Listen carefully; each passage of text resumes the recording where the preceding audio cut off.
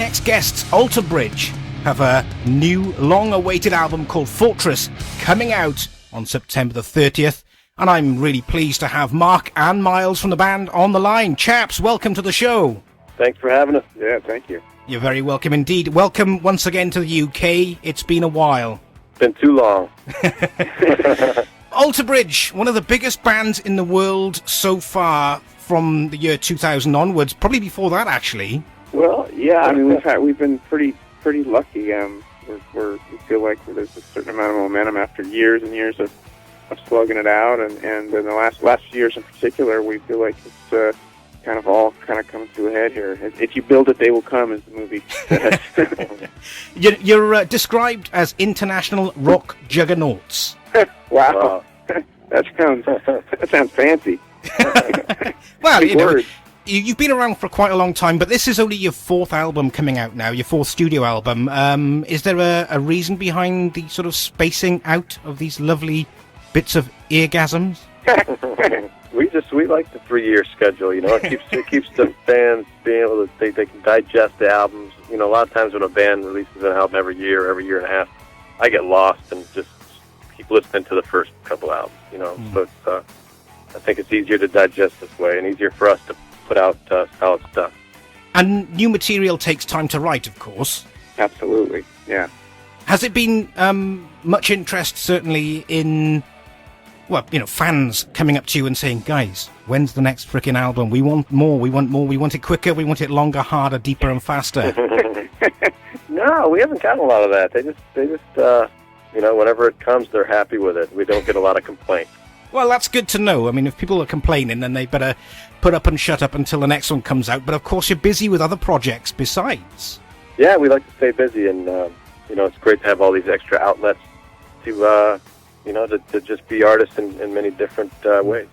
Well, not just musical artists. Some of you appearing in movies as well, back to 2001. Can I mention that? Yeah, sure. Yeah, you know, Platoon was a good one for me.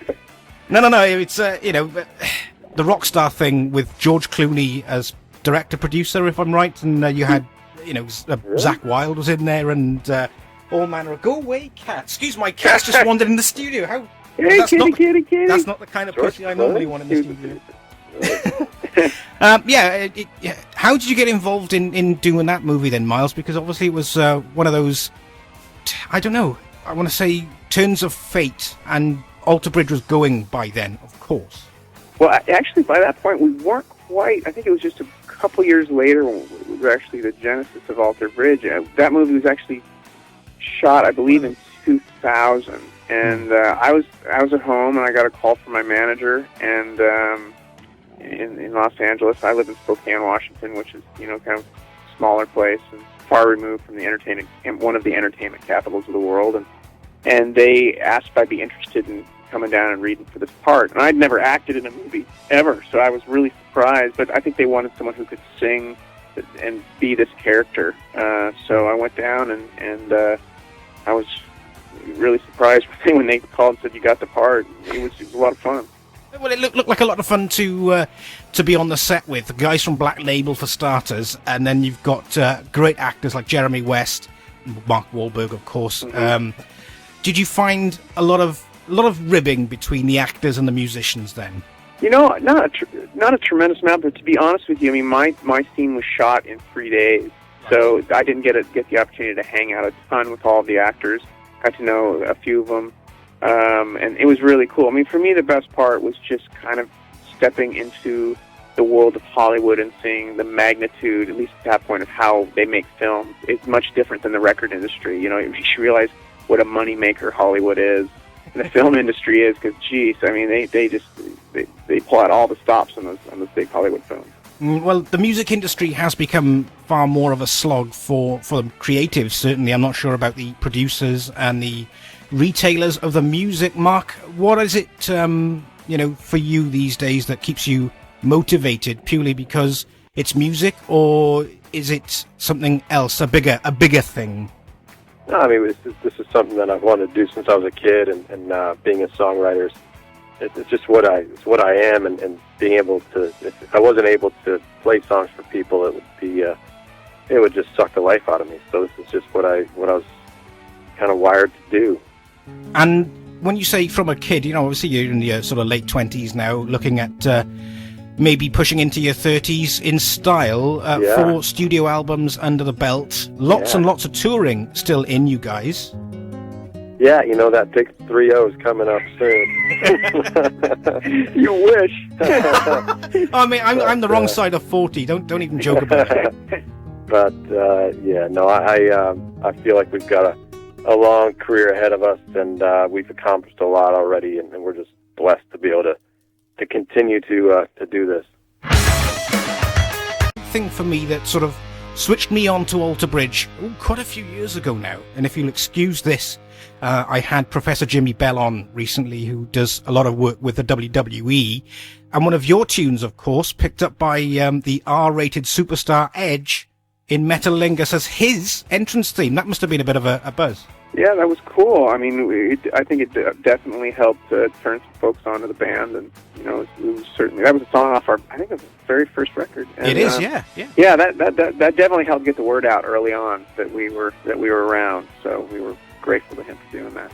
And do you keep in touch with these guys? These major international sporting professional superstars, or are they just sort of it's only Myles in the car?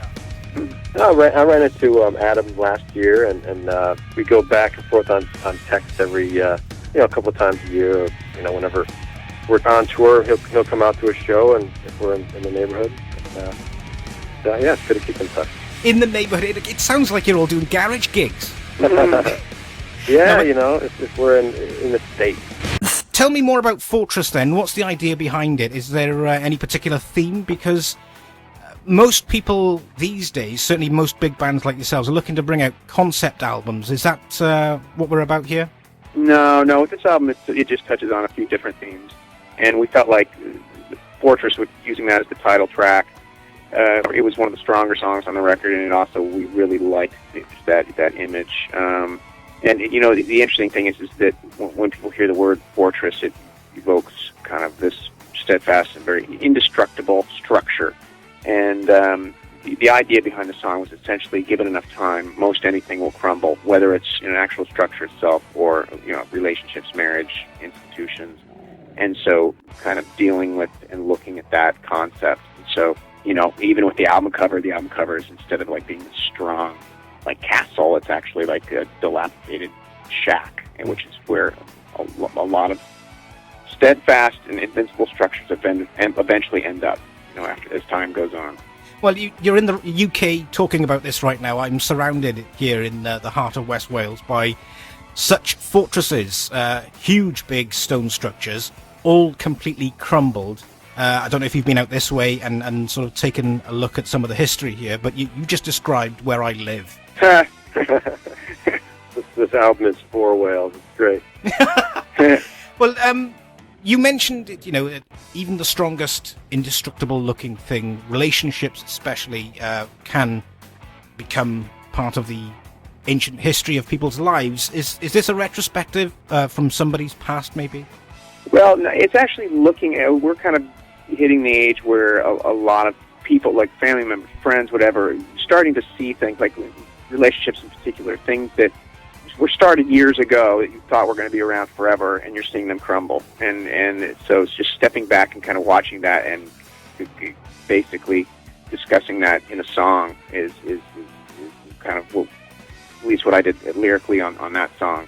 It's just very intriguing, because when you're younger, you think some of these things will not crumble. You think this stuff is there forever, and it's very fragile. Relationships in particular, very fragile thing. Right. It's rock and roll. Rock and roll.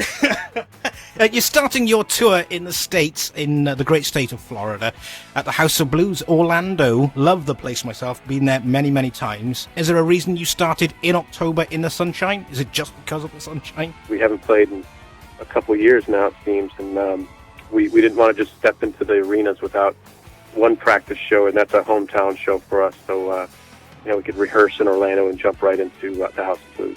Well, that's a real shame to be rehearsing in the sunshine, really.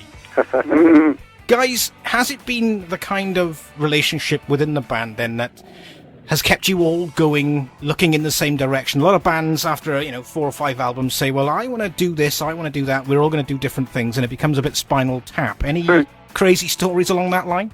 Well, I think that's kind of the unique situation that we have, where we have the luxury of playing in other projects. Mark has the Tremonti project, I play with Slash and the Conspirators, so a lot of the things that we want to get off our chest artistically, we have the luxury of doing. And so when we reconvene, it's, for the most part, easy to stay on the same page. And with that said, when you have a few different creative people in a room, you're not always going to agree on things. And the key is to maintain a certain amount of understanding and respect for where other people are coming from. And that's the delicate balance that we've been able to maintain. It has been delicate, Mark. Sometimes people don't get on. Doesn't sound like it with you guys, but your other project has been quite a ride, as I understand. There was one hurdle. Brian was a part of the band and had some personal issues to deal with right before the tour had started, and Wolfgang Van Halen stepped in and covered that problem, so we ended up on our feet, landed on our feet. Well, that's good. That's good. I mean, in this day and age, the music industry is the one thing that keeps me sane. When I say the music industry, I'm listening to the music. I don't create it. I'm a drummer. But the major thing is, if it wasn't for music, many people would probably up and sort of disappear into nowhere. Do you find that you get that kind of response from your fans? People saying to you, if it wasn't for X, Y, and Z tune or these lyrics or whatever, I'd have gone, into a mental institution years ago? Yeah, we do tend to get a fair amount of that, which for us is probably the highest compliment. We also have a fair amount of fans who've shared that, they will actually take lyrics or album images and tattoo them on their body, which is quite a commitment. Yeah, it's really something to see when you're part of putting a song together and you see how it resonates with another human being, and how people do literally say that it might have saved them or saved some aspect of their psyche, and it really makes you realize how tremendously lucky you are. Do you worry then that people might obsess? I'm thinking back to the classic Eminem, shall we say, and he's got that song Stan about that very, very obsessive fan. Do you get any trouble like that? No, we our fans seem to be pretty intelligent, nice folks. Yeah, they're pretty stable. In the past, we've ran into a couple of folks, but it doesn't. It's not a big problem. Do people in other bands then try to destabilize your worldview, for example? Have you had any trouble from other bands, like Steel Panther, always saying they get trouble with such X, Y, and Z, and yet they all want to play with them? Do you get that trouble with other bands? And I'm not asking you to name names, although that'd be pretty cool. No, I don't think so. You're too cool, guys. You're too damn cool. No, we're too boring. There was a fist fight between our crew and a band. Oh, yeah, I forgot about that. And, go on. Tell us more about that crazy story. Yeah. That sounds like a real good one for the radio. It was a band. I won't mention their names. I don't want to give them any more any kudos, attention. Yeah. But they went on stage and just started bashing America. We're an American band, and our crew guys are good old Southern guys. So they didn't appreciate it, and ended up being a fist fight while we were still backstage.